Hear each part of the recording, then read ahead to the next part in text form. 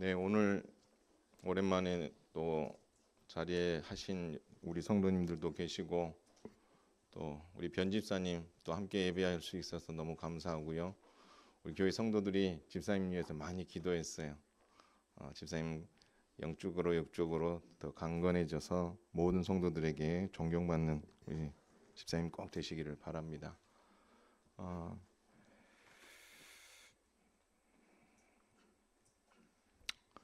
여러분, 성경은 어떤 책입니까? 이 질문은 너무 많이 들어서 잘 아는데요. 우린 여러 가지로 대답할 수 있습니다. 하나님의 말씀이다. 생명의 말씀이다. 정확무오한 책이다. 믿음에 이르는 책이다. 여러 가지 정의를 내려볼 수 있습니다. 그런데 그 중에 좀 다른 제가 좀 생각해 봤던 것은 실패의 이야기를 담은 책이다. 실패의 이야기. 성경책 하면 거룩한 책이기에 좋은 이야기만 다 담겨 있을 것 같은데 안에 들여다보면 실패에 대한 이야기가 많이 담겨 있다는 거예요. 성경 속에 많은 사람들의 실패, 실수, 범죄한 이야기, 그래서 그 인생의 연약함을 여러분 많이 기록해 두었어요. 우리가 정말 존경하는 사람들의 그 실패한 이야기, 이 사람도 이런 실수를 하는구나. 그런 것을 예외 없이 기록해 두었다라는 것입니다. 그래서 어떻게 보면 그들의 그 연약함, 그 실패의 이야기들이 성경을 읽는 우리에게 위로를 줄 수도 있습니다. 다윗도 실패했네. 제자들도 그랬네. 이런 생각을 하면 또 한편으로 위로가 되기도 합니다. 그러나 성경은 이처럼 실패의 이야기만 담은 책이 아닙니다. 아마 그 이야기만 담았다면 성경의 가치는 떨어질 것입니다. 성경은 한번 따라서 하겠습니다. 회복의 책이다. 소망의 책이다. 믿으시기 바랍니다. 그래서 여러분, 실수와 실패의 이야기가 함께 회복과 소망의 이야기가 같이 있기 때문에 성경은 위대한 책이고 하나님께서 우리에게 필요로 우리에게 주신 특별한 책인 거죠. 여러분, 오늘 본문에 보면요, 바울이 교회를 세우기 위해서 정말 열심을 냈거든요. 근데 이 이야기 속에 오늘 7장과 8장에 보면은 너무 적나라하게 자신의 연약함을 이야기합니다. 내가 이렇게 연약한 사람이다. 이렇게 연약한 사람이다. 내가 많은 교회를 세우기 위해서 편지도 쓰고 많은 수고를 했지만 내 내면을 들여다보면 나도 너희들과 똑같이 연약한 존재다. 그 얘기를 합니다. 그런데 중요한 건 뭐냐면 내가 연약한 존재인 건 사실이지만 한번 따라서 하겠습니다. 승리와 소망을 가진 자다. 이걸 이야기하고 싶은 거죠. 나도 너희와 똑같이 연약한 자다. 그런데 당신이나 나나 연약한 데에 그치지 않고 우리에겐 승리가 있고 우리에겐 소망이라는 것이 있다라는 것을 잊지 말아라. 그렇게 바울이 이야기하고 있다라는 것입니다. 그래서 오늘 첫 번째로 우리가 이야기할 것은 성도는 늘 마음속에서 선과 악 사이에 갈등하며 살아가는 존재다라는 것을 바울이 이야기해 줍니다. 여러분, 바울은 자신의 마음이 흔들리고 있다라고 이야기합니다. 근데 그 흔들리는 이유가 다른 데 있는 것이 아니라 율법 때문에 그렇습니다. 율법을 읽으면 자기의 마음이 흔들릴 수밖에 없다는 거예요. 여러분, 율법 이야기를 하기에 앞서서 질문을 한번 해보겠습니다. 여러분, 율법은 좋은 겁니까? 나쁜 겁니까? 자, 손들어 표하면 좀 서로 신뢰가 되니까 마음으로 손 한번. 여러분, 율법은 좋다라고 생각하신 분 눈을 깜빡깜빡 한번 해보십시오. 율법은 좋지 않은 것이다 라고 생각하시는 분 역시 눈 한번 깜빡합니다. 또 이런 질문도 해볼 수 있어요. 예수님을 믿는 우리에게 율법이 과연 필요한가? 그래서 어떤 분들은 십계명도 필요 없다 그러고 구약 성경의 가르침을 우리가 꼭 배워야 됩니까? 이렇게 이야기하는 분들도 있습니다. 그러나 여러분, 분명히 알아야 될 것은 율법은 선하다는 것을 믿으시길 바랍니다. 하나님께서 제사장 나라 백성들에게 율법을 주실 때는 선한 목적을 가지고 주셨거든요. 여러분, 그것을 바울도 알아요. 그래서 바울이 7장 14절하고 16절에 이런 말을 했어요. 우리가 율법은 신령한 줄 알거니와 16절에는 율법이 선한 것을 시인하노니. 율법은 선해요. 좋은 목적을 하나님 주셨어요. 그 좋은 목적이 뭐냐면 한번 따라서 하겠습니다. 죄를 깨닫게 해준다. 믿으시기 바랍니다. 율법을 우리에게 주신 이유는 죄가 뭔지를 사람들이 모르는 거예요. 그래서 죄가 뭔지를 알도록 하기 위해서 율법을 주신 거예요. 만약 누군가에게 욕을 하고 누군가에게 해를 끼쳤다. 율법이 이것을 죄라고 지적하지 않으면 우리는 그게 죄인지를 모르는 거예요. 근데 율법이 그것을 죄라고 지적했거든요. 우리가 아까 읽었던 십계명 있죠. 그 십계명이 딱 거기만 있는 것이 아니라 그 안에 들여다보면 그걸 기준으로 해서 할 이야기들이 많이 있거든요. 그래서 꼭 그 10가지만 지키면 된다. 아니에요. 주님도 율법에 대한 이야기를 할 때 여기에 뭘 담으라 그랬어요? 마음을 담으라 했거든요. 그렇게 된다면 그 팩트만 보면 지킬 게 10가지지만 마음을 담아서 보면 이거는 확산이 되는 거예요. 많은 이야기들이 그 안에 있는 거죠. 그렇다면 그 율법을 하나님이 주신 가장 큰 이유는 죄가 무엇인지를 모르는 인생들에게 죄가 무엇인지를 알게 하기 위해서 주신 거예요.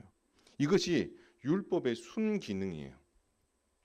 그래서 이 율법의 이 순기능을 예수님의 십자가 이후에 그 율법을 완성하신 주님께서 우리에게 성경 66권을 선물로 주셨는데 그 성경 66권 안에도 율법의 말씀이 있고요. 그렇다면 율법의 순기능이 예수님 안에서 온전히 끝났는데 우리는 그렇다면 그 율법을 더 이상 지킬 이유가 없지 않느냐라고 말할 수 있지만 아니라는 거예요. 이 율법은 지금도 동일하게 우리가 죄인이라는 것을 알게 해준다라는 것입니다. 바울은 율법 때문에 자신의 육신에 선한 것이 거하지 않다는 걸 아는 거예요. 여러분 바울처럼 복음에 대해서 그렇게 탁월했던 사람, 교회를 세우기에 그 열심을 했던 그가 율법 때문에 자기 내면 깊숙이 숨겨져 있는 선하지 못한 것들을 발견하게 되었다라고 말하는 거예요. 그것 때문에 갈등하는 거예요. 그가 신학적으로 막 흔들려서가 아니라 그의 실제 삶의 율법이라는 잣대를 가지고 그 나의 심령을 탁 꿰뚫어 보니까 내 내면 저 깊숙이에 죄가 있더라라는 겁니다. 그래서 7장 18절에 이렇게 이야기합니다. 내 속 곧 내 육신에 선한 것이 거하지 않는 줄을 아노니 원함은 내게 있으나 선을 행하는 것은 없노라. 자기 안을 들여다보니까 선한 것이 없다는 거예요. 그리고 마음은 원하는데 마음은 선을 원하는데 선을 행하지 못하고 있는 자신의 연약함을 바울이 고백하고 있습니다. 근데 이것이 무엇 때문에 가능했어요? 율법 때문에 바울의 내면의 그 마음을 들켜버린 거죠. 그래서 부끄러운 거예요. 그래서 바울이 말합니다. 내 마음에는 두 가지 마음이 있다라는 겁니다. 그래서 이 두 가지 마음 때문에 내가 힘들다는 거예요. 내가 예수님을 믿고 완전히 내 마음이 선이라는 마음으로 하나님의 의를 온전하게 100% 따를 수 있는 마음으로 확 바뀌어 버렸다면 율법이 이 기능을 해도 뭐 하든 말든 상관이 없을 텐데 내 마음이 그렇지 않기에 이 율법이 가르치는 너는 죄인이다 라는 것, 이 이야기가 자신을 힘들게 만든다라고 이야기하는 거예요. 그래서 여러분 7장의 19절에서 25절은 연속해서 그 이야기를 계속하고 있습니다. 19절에 이렇게 이야기합니다. 내가 원하는 바 선은 행하지 아니하고 도리어 원하지 아니하는 바 악을 행하는도다. 이게 내 현 주소라는 거예요.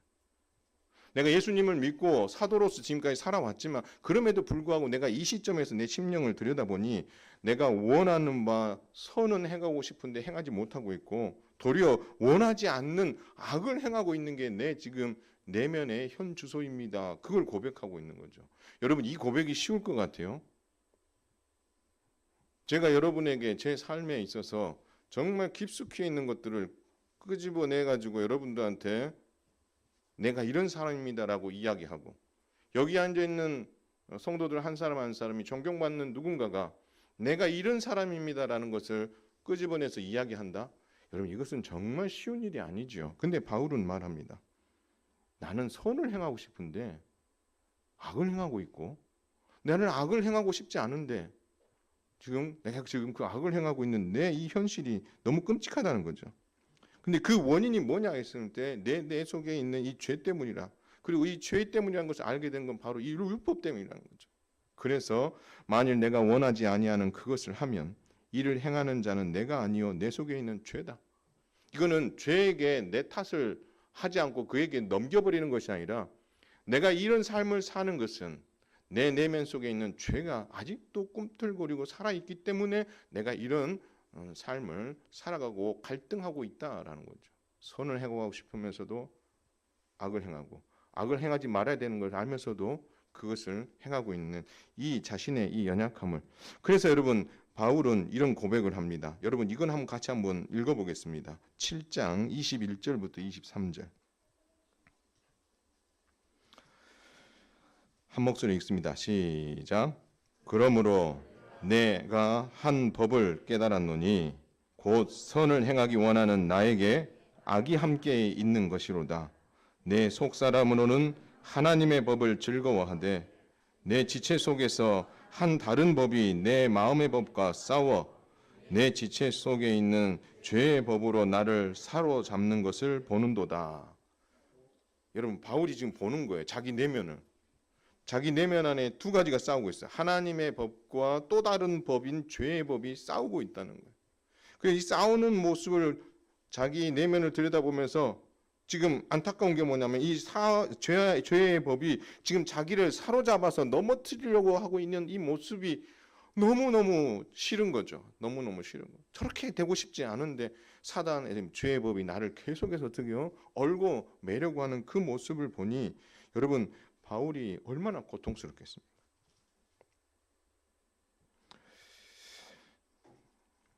그리고 바울은 이 두 마음이 싸우며 확실하게 이기지 못하고 갈등하고 있는 자기 모습. 아니 내가 그렇게 많은 서신서를 쓰면서 그렇죠? 복음에 대해서 믿음에 대해서 그렇게 많은 이야기를 했는데 내 현실을 보니까 딱 그 상황이 닥쳤을 때에 하나님의 법에 순종해서 믿음으로 그냥 바로 나가지 못하고 이거를 해야 되냐 말아야 되냐 이 갈등을 하고 있는 이것 때문에 속이 상한 거죠. 분명히 하나님의 법이 무엇인지를 아는데 또 한편에 있는 이 죄의 법이 살랑살랑 내가 하나님의 법에 순종하지 못하도록 이런 어떤 생각들을 불어넣어주고 있는 이 상황 자체가 싫은 거예요. 내가 이미 예수 안에서 승리한 자인데 정말 이런 것들 때문에 갈등하고 있는 이 모습이 너무 고통스러운 거죠. 그래서 여러분 바울이 24절 25절에 이런 이야기를 합니다. 제가 읽겠습니다. 오호라 나는 곤고한 사람이로다. 이 사망의 몸에서 누가 나를 건져내랴. 우리 주 예수 그리스도로 말미암아 하나님께 감사하리로다. 그런즉 내 자신이 마음으로는 하나님의 법을 육신으로는 죄의 법을 섬기는도다. 오호라 나는 곤고한 자로다. 정말 나도 보잘것없는 존재라는 것. 나 역시도 내 속에서 이 두 마음 때문에 갈등하고 단번에 하나님의 법에 순종하지 못하고 갈등하는 이 연약감을 바울은 고백하면서 나는 곤고한 사람이다. 그렇게 표현하고 있다라는 것입니다. 사랑하는 성도 여러분, 이처럼 성도는 마음속에 늘 선과 악이 공존하며 그 사이에서 갈등하고 있다라는 겁니다. 여러분 우리가 의인된 거, 우리를 성도라고 불려지는 것은 우리 안에 있는 죄까지 완전히 없어진 걸 의미하는 게 아닙니다. 우리를 하나님께서 의인이라고 성도라고 불려주신 것은 바로 우리가 예수 그리스도를 성령 하나님의 도우심으로 말미암아 믿음으로 고백했잖아요. 그렇죠? 그 고백한 그 고백을 통해서 하나님께서 사단의 종으로 살고 있던 우리를 의의 종으로 그리고 사단의 자녀로 살던 우리를 하나님의 자녀로 어떻게요? 복권시켜 주는 거예요. 복권시켜 주는 거. 복권시켜 주었지 그 내면에 있는 죄의 문제까지는 완벽하게 해결해 주지 않은 거죠. 그것은 우리로 하여금 이 땅에서 이 죄의 문제와 싸워 이겨 나가야 되는 우리의 현주소를 주님이 우리에게 말씀해 주고 있다라는 것입니다. 근데 여러분 기억해야 될 게 하나 있어요. 그렇다면 우리의 마음속 안에 바울이 고민했던 것처럼 하나님의 법과 그리고 죄의 법이 싸우고 갈등하고 이 두 가지의 어떤 완전히 다른 두 가지의 어떤 영역이 내 손에, 내 심령 안에서 공존해서 계속 갈등하고 있는 이 모습이 비정상적이고 문제 있는 모습입니까? 아니라는 거예요. 한번 따라서 해보세요. 이것은 정상적인 상황이다. 여러분, 이것은 그리스도인으로서 아주 정상적인 일이에요. 이게 비정상적인 일이 아니고 잘못된 일이 아니고, 성도라면 이 두 가지의 마음이 어떻게요?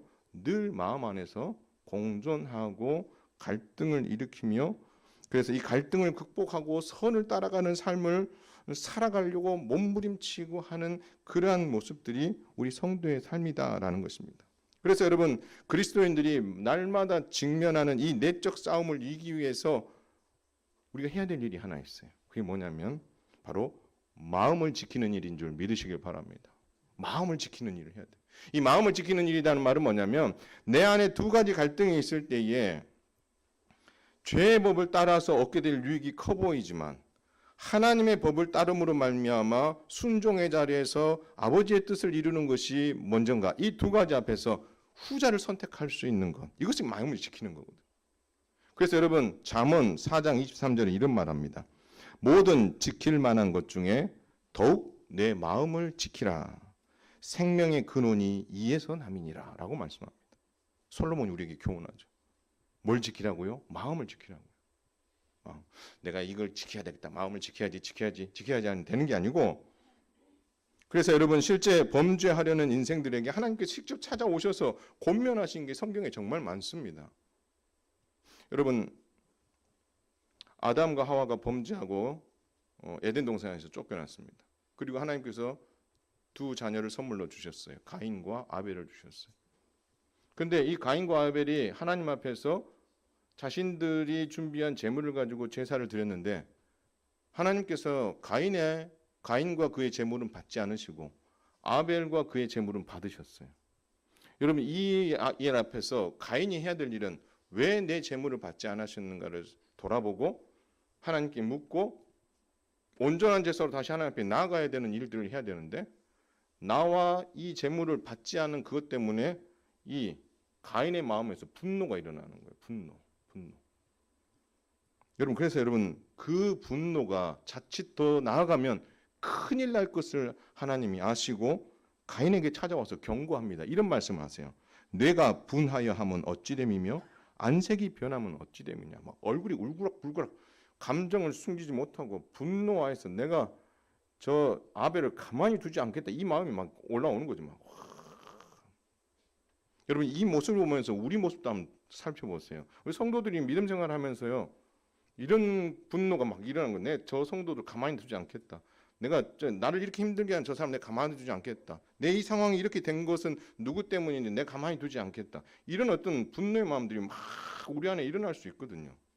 근데 동일하게 가인의 마음에 이런 일이 일어나니 하나님께서 찾아오셔서 조심, 경고, 그러면서 주님 말씀합니다. 하나님께서 내가 선을 행하면 어찌 낯을 들지 못하겠느냐. 선을 행하지 아니하면 죄가 문에 엎드려 있느니라. 선을 행하지 않으면 죄가 문 앞에 엎드린단 말은 죄가 입을 벌린, 좋게 말해서 입을 벌리죠. 입을 벌리고 너의 마음의 문 앞에 지금 입을 이렇게 벌리고 있다는 거예요. 그래서 너가 마음을 지키지 못하면 너를 어떻게 해요? 확 한 번만에 삼켜버릴 수 있다는 거예요. 조심하라는 거죠. 그래서 그 다음에 말합니다. 죄가 너를 원하나 너는 죄를 다스릴지니라. 너 마음 다스려. 지금 분노하고 있고 안색이 변했는데 너 이거 자칫 이거 다스리지 못하면 큰일 나. 하나님 경고하셨는데 결국 마음을 다스리지 못하고 동생 아벨을 쳐 죽이는 그런 결과물을 낳지 않았습니까? 하나님께서는 그 상황에서 가인에게 찾아가셔서 그 마음을 두드리시는 거죠. 이 당시 하나님께서 직접 말씀하셨지만 우리 인생들도 한번 살아보세요. 내가 분노하는 마음이 막 일어날 때, 화를 참지 못하고 있을 때, 내가 이런 취급을 당해야 되나, 내가 이런 상황에 놓여야 되나, 막 속으로 분노할 때, 여러분, 이 가인의 분노가 그 분노로 인해서 살인하게 된 이것을 보면서 어쩜 저럴 수 있을지 모르겠라고 생각했을지 모르겠지만 우리 역시도 그런 상황에 있을 수 있잖아요. 그렇죠? 그럴 때에 우리 주님은 우리 하나님께서는 가인에게 찾아왔듯이 이런 질문 던지지 않으십니다. 대신 뭘 던지세요? 여러분 안에 있는 성령의 법이 너 그거 지금 행동하는 건 맞아? 너 그렇게 하는 게 옳으니? 너 그렇게 하면 그 다음 단계로 나아가게 되면 돌이킬 수 없어? 우리 하나님께서 우리에게 말씀해 주시는 거죠. 우리가 함께 성도들하고 신앙생활 할 때도 그런 거예요. 성도들하고 신앙생활 하면서도 항상 좋을 수만은 없어요. 불편한 일이 있을 수도 있어요. 근데 그 불편할 때에 여러분 혹시 우리가 가인처럼 분을 내고 내 마음속에 죄의 법이 원하는 바를 쫓아서 하고 싶은 말을 다 쏟아내고 그래야 직성이 풀리고 여러분 그렇게 하게 되면 여러분 결국 죽는 거는 그 상대편이 죽는 게 아니라 본인이 죽는 거예요. 자, 여러분 그렇다면 우리가 그 상황에서 성령께서 주시는 음성에 민감해 우리가 그런 말들을 쏟아내야 될 자리인지 아닌지를 분별하고 내 마음을 잘 다스려서 나도 살고 상대편도 살고 이렇게 함께 사는 방향으로 가야 되는데 우리가 그렇지 못할 때가 있다라는 겁니다. 제가 이 이야기하면 목사님은 잘하십니까? 라고 물을 수 있어요. 저 잘 못해요. 그래도 제가 50이 넘으면서 여기까지 오면서 많이 변화됐어요. 제 20대 때는요. 이게 막 그냥 쏟아져 나왔거든요. 여러분 이것만이 아니에요. 예수님께서 베드로에게 말씀하십니다. 베드로야 오늘 밤 닭 울기 전에 내가 3번 나를 부인할 거야. 그렇게 말씀하십니다. 경고하시는 거죠. 너 마음 잘 다스려. 그래서 정말 네 신앙을 고백했던 그 신앙이 진짜 신앙 고백이 되도록 한번 해봐. 주님 그렇게 이야기하십니다. 베드로가 말합니다. 물론이죠. 네, 당연히 할 수 있죠. 근데 여러분 현실이 딱 닥쳤을 때 어떻게 했죠? 3번 부인합니다. 마지막 부인할 때는요. 맹세하고 또 부인하여 맹세뿐만 아니라 부인하면서 뭐라고 하냐면 나는 그 사람을 알지 못하노라. 그리고 나서 여러분 그 사건 이후에 베드로가 머릿속에 딱 떠오른 거죠. 뭐가 떠올랐어요? 예수의 말씀에 닭 울기 전에 내가 3번 나를 부인하리라 하심이 생각나서 밖에 나가서 심히 통곡하니라. 이 말은 무슨 말입니까? 여러분 이것이 생각난 게 아니고요. 성령께서 베드로 안에 있는 성령께서 어떻게요? 깨닫게 해주시는 거죠. 어쩌면 그 부인을 하는 그 순간에 그것을 잊어버리고 있었을지도 모르죠. 거기에만 집중하고 있다 보니. 그런데 성령 하나님께서 그 사건 이후에 베드로의 마음에 어떻게 해요? 역사하셔서 주께서 말씀하신 그것이 떠오르게 만듦으로 어떻게 해요? 유다는 자살하고 끝냈지만 통곡하며 회개 자리로 나갈 수 있었던 건 아니겠습니까? 사랑하는 성도 여러분, 우리의 마음은 늘 영적인 전쟁터임을 잊지 마시기를 바랍니다. 여러분 안에 있는 성령의 법, 또 성령의 소욕이, 또 여러분 안에 있는 죄와 사망의 법, 육체의 소욕과 지금도 싸우고 갈등하고 있다라는 것. 이것은 비정상적인 것이 아니라 정상적이라는 사실. 그것조차도 생각하지 못하고 살고 있다면 그게 비정상이지만 그런 것을 생각하며 살아가고 있다면 그것은 정상적인 성도의 삶이다라는 것. 다만 이 갈등에서 패배의 본신적이 여러분 많이 있을 거예요. 저도 많고요. 여러분 그러면 속이 상해요. 와, 내가 정말 신앙생활 한 지가 이만큼 됐는데 내가 왜 이거밖에 못하지?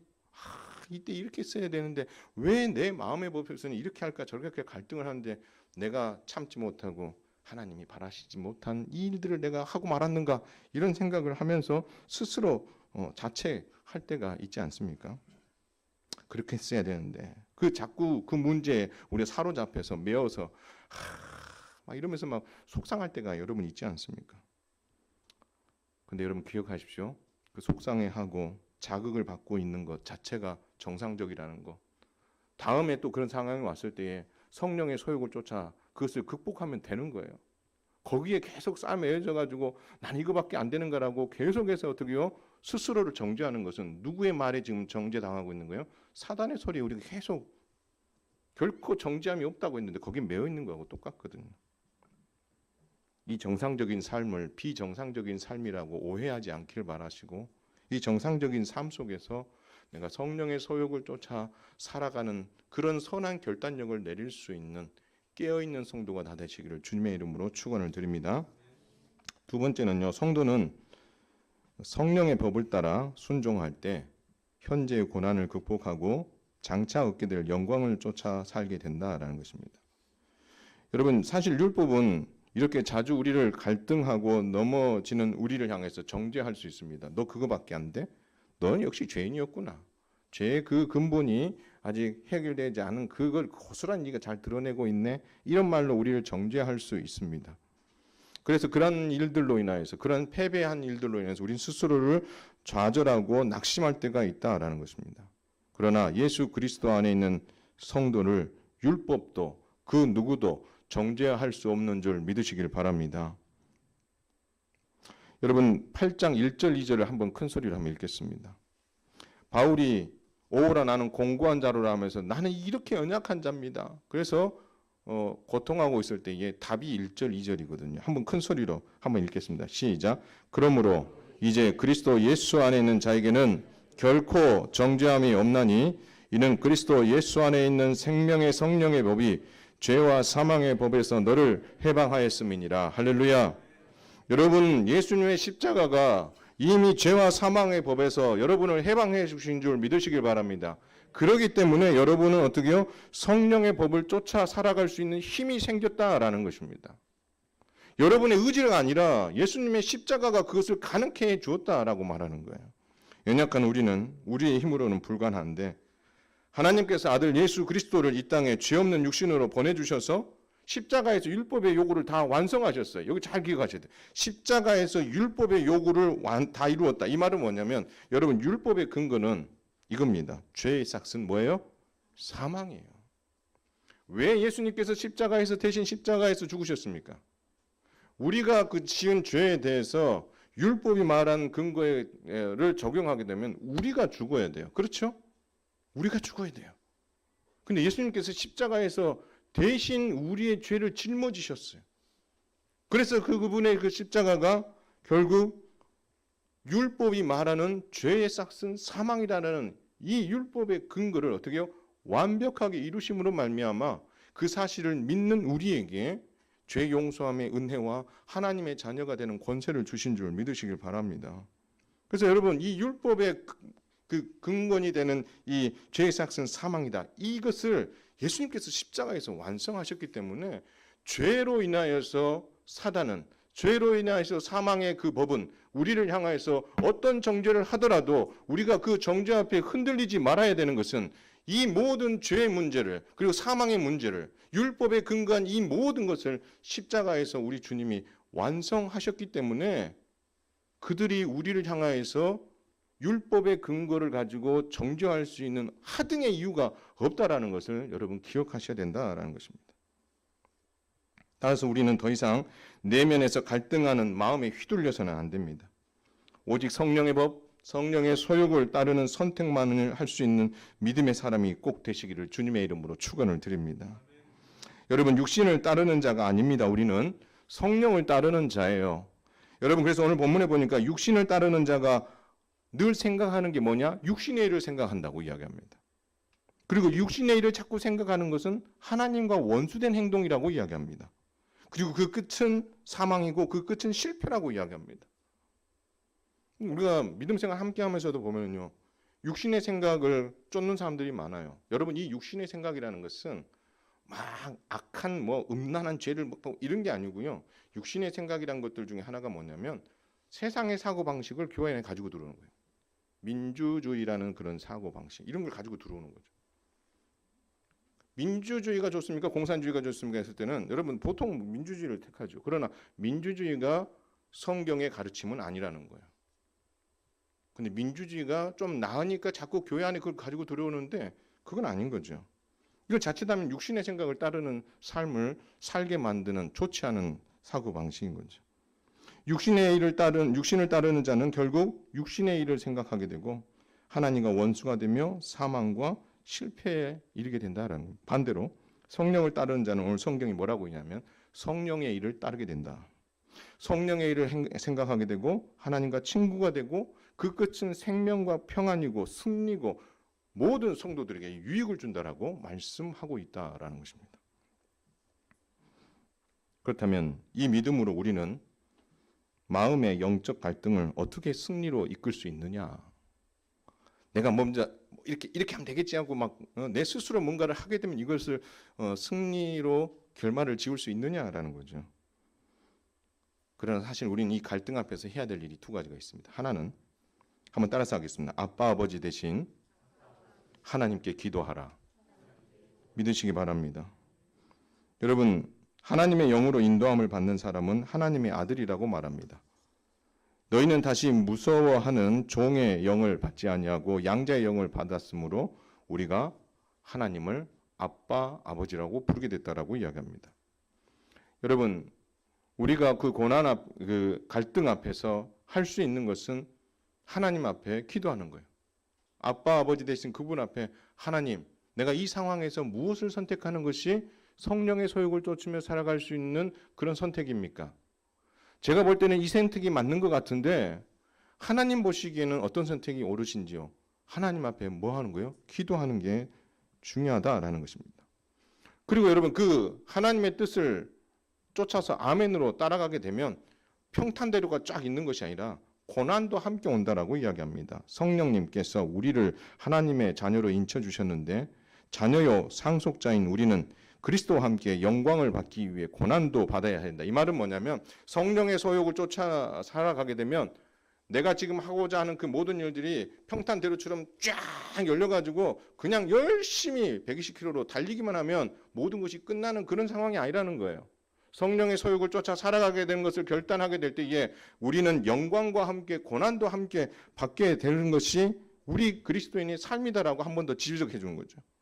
그래서 그 선택 앞에 우리가 갈등하는 이유 중에 하나는 뭐냐면 내가 성령의 소욕을 쫓아 살아가게 되면 그 앞이 뻔히 보이거든요.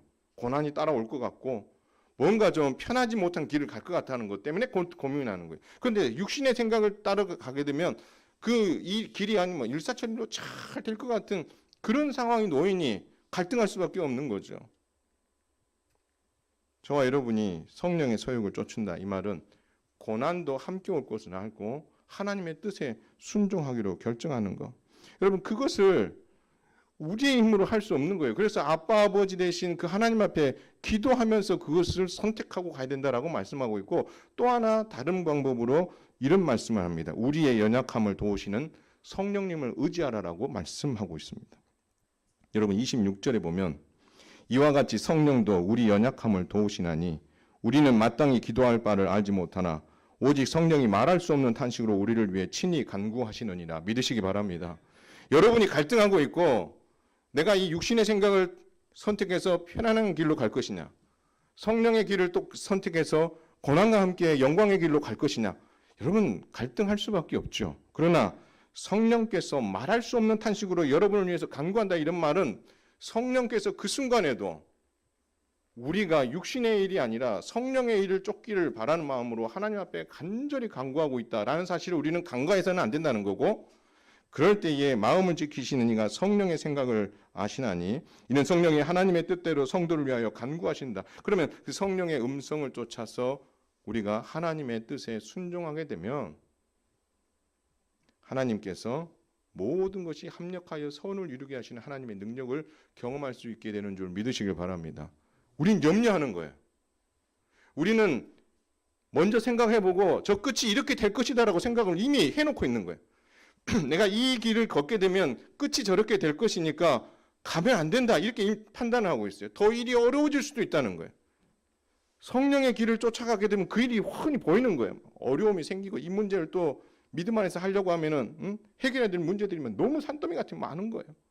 근데 이 육신의 일을 생각하면 사람들하고 뭐 마음 맞춰서 가기 너무 편하게 쫙 갈 수 있는 거예요. 그러니 갈등하는 거죠. 근데 성령님 말씀하십니다. 하나님께서 성령께서 말할 수 없는 탄식 우리를 위해서 간구하실 뿐만 아니라 중요한 게 그 다음인 거죠.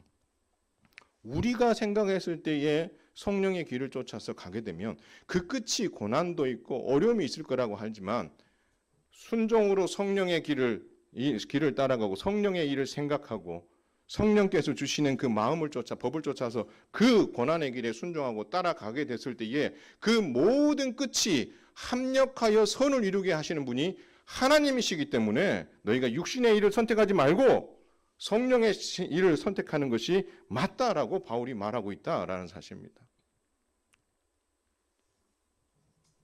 그래서 저와 여러분들이 믿음 생활을 하실 때에 성령의 법을 쫓아 선택하는 이 일들이 결코 쉽지 않은 것은 그만큼 그 앞에 이런 고난들이 있기 때문인데, 그러나 이것을 선택했을 때에 그래 네 선택했으니까 네가 알아서 해라. 하나님께서 성령님께서 내버려 두시는 것이 아니라 성령께서 그것을 합력하여 선을 이루도록, 이야 네 선택이 너의 선택이 옳았다라는 것을 하나님께서 어떻게요? 보여주시겠다. 기적을 보여주시겠다. 그렇게 말씀하고 있는 거죠.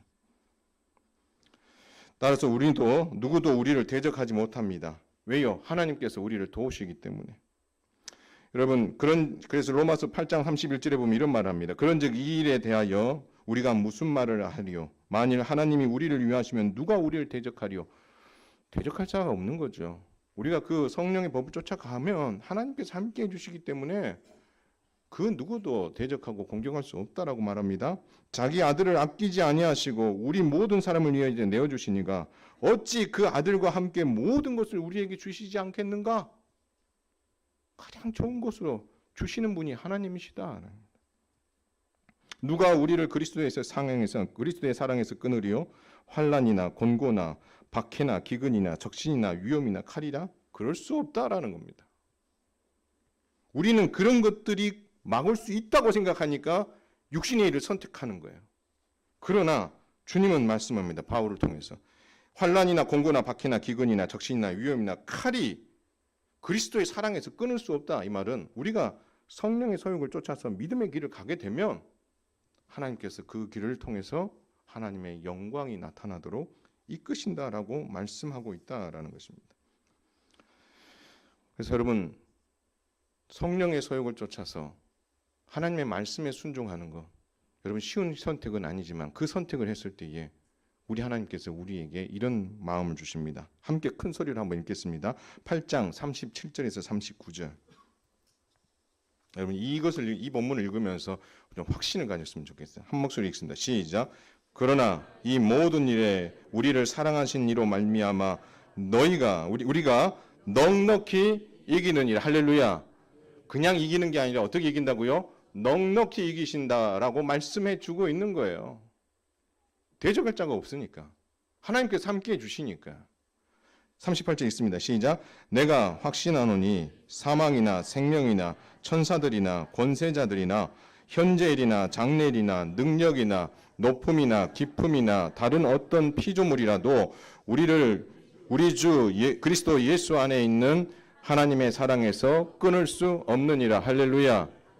우리 하나님께서 그 성령의 소욕을 쫓아 선택하게 되었을 때에 사랑의 하나님께서 그들을 끝까지 붙잡으셔서 그들 앞에 놓여있는 산적한 이 문제들을 뛰어넘게 하시고 그것을 통해서 넉넉히 이기게 해주시겠다라고 말씀하고 있다라는 겁니다. 그래서 여러분 예수 그리스도의 십자가 승리가 여러분의 승리인 줄 믿으시길 바랍니다. 그래서 여러분들이 그 승리에 대한 것에 대한 소망과 확신을 가져도 되는 것은, 그리고 육신의 생각으로 소망으로 어떻게 그 결정하는 그 일들보다 이게 무슨 나에게 큰 유익이 있을까? 여러분 그 말을 돌려 이야기하면 하나님에 대한 신뢰가 여러분이 없는 거예요. 하나님께서 내게 가장 좋은 것 주실 것이라는 신뢰. 내가 이 일들을 선택했을 때에 세상 사람들을 보면 바보처럼 보일 수 있지만 하나님 안에서 성령의 법을 쫓아서 그 일들을 선택했을 때에 하나님께서 어떻게 그 일들을 풀어가셔서 합력하여 선을 이루어 나가시는 것을 보는 자들은 넉넉히 하나님께서 이기게 하시는 분이시라는 것을 고백할 수 있는 거예요. 그러나 그것을 보지 못하고 세상의 방법으로 자꾸 생각하고 그 길을 가게 되는 것은 이 넉넉히 이기시는 하나님에 대한 것을 꿈도 꾸지 못하며 경험하지도 못하며 1 더하기 1은 1이라는 세상의 원인과 결과로서 살아가는 인과율의 법칙에 살아가는 그 인생으로밖에 살지 못하는 거죠. 그러나 우리가 1 더하기 1이 1이 될 수 있다는 것. 하나님께서 함께해 주셨을 때에 기적이 일어난다라는 사실. 우리가 성령의 소욕을 쫓아 선택했을 때에 교회가 어떤 중요한 일들을 결정하고 내가 어떤 중요한 일들을 결정하고 내가 무언가를 하고 우리 가정이 무언가를 하려고 할 때에 성령의 소욕을 쫓아 살아가는 그 길이 험로라면 그 길로 가셔야 돼요. 그러면 하나님께서 합력하여 선을 이루시면서 그 일들이 끝나고 나면 성도들과 여러분 가정과 여러분 개인들이 입에서 나오는 말이 있죠. 뭡니까? 기적이다. 하나님이 하셨다. 사랑하는 성도 여러분, 죄와 사망의 법에서 승리한 우리는 성령의 법을 쫓아 순종의 삶을 살아 하나님의 마음을 기쁘시게 해드리기를 주님의 이름으로 축원을 드립니다. 여러분 마음 안에서는 지금 이 순간에도 아니 이 예배를 마치고 돌아가서 이번 한 주간을 살아가면서도 여러분의 마음에서는 계속 갈등이 일어날 거예요. 영적인 전쟁이 계속 일어나는 거예요. 그럴 때 여러분 어느 편에 서시렵니까? 바로 아빠 아버지 되신 하나님께 기도하시며 여러분 안에 내주하고 계셔서 우리의 연약함을 도우시며 정말 눈물로 구하고 계시는 성령님의 그 음성에 귀를 기울이고 그분을 의지함으로 성령의 법을 쫓아 선택함으로 하나님께서 행하신 그 기적을 경험하는 한날 한날의 삶이 될 수 있기를 주님의 이름으로 축원을 드립니다. 정리합니다. 성도는 늘 마음속에서 선과 악 사이에 갈등하며 살아가는 존재라는 것, 그리고 이것은 정상적인 삶이라는 것. 다만 우리가 성령의 소욕을 쫓아 하나님을 기쁘시게 해드리는 일에 더 애를 써야 된다는 것. 둘째, 성도는 성령의 법을 따라 선정할 때에 그 성령의 법을 따라가는 길 앞에 놓여 있는 현재의 많은 고난을 극복하고 장차 얻게 될 그 영광을 경험하게 되는 기적을 체험하게 된다는 사실을 여러분 잊지 마시기를 바랍니다. 여러분 우리 하나님 완전하십니다. 믿으시기 바랍니다. 여러분이 성령의 법을 선택하면 완전하신 그분이 가장 좋은 것으로 그것을 이루어 가십니다. 어쩌면 우리가 육신의 법을 선택하는 것은 하나님에 대한 신뢰가 없기 때문일 수도 있는 거죠. 오늘 주님이 말씀하신 이 말씀에 귀를 기울이고 성령의 소욕을 쫓아서 정말 기적을 경험하는 삶, 또 성령의 충만한 선택을 통하여서 하나님께서 우리 교회를 어떻게 이끌어 가시는지, 내 인생을 어떻게 이끌어 가시는지를 경험하는 정말 하나님을 춤추게 해드리고 여러분들도 믿음 안에서 춤추며 살아가는 그런 멋진 인생으로 살아갈 수 있기를 주님의 이름으로 축원을 드립니다.